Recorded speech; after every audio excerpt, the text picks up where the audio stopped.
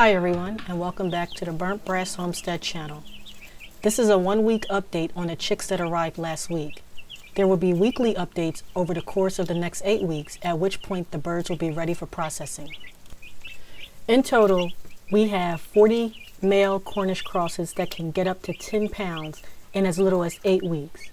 They drink a lot of water and eat a lot of food, which means they poop often, hence the appearance of this pen.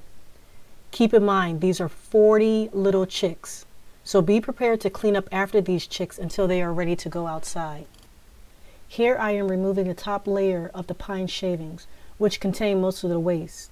Previously, my husband was placing fresh pine shavings over the waste to keep the chicks clean and dry.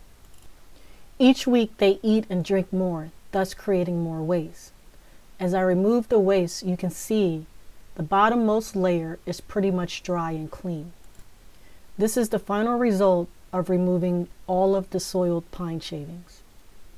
Now I add a fresh, clean, dry layer. Finally, here is an update of the pen approximately 12 hours after cleaning it.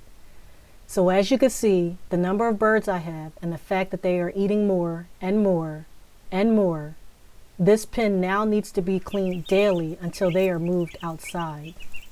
But do not get discouraged over the cleanup, as it took less than 10 minutes, and these birds will be moved outside to the mobile tractors next week.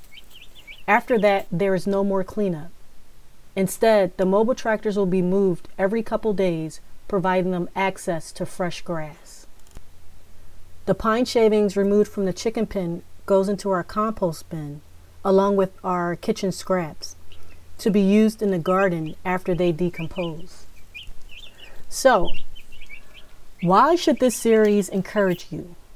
Well, because I am no different than most of you who were born and raised in big cities.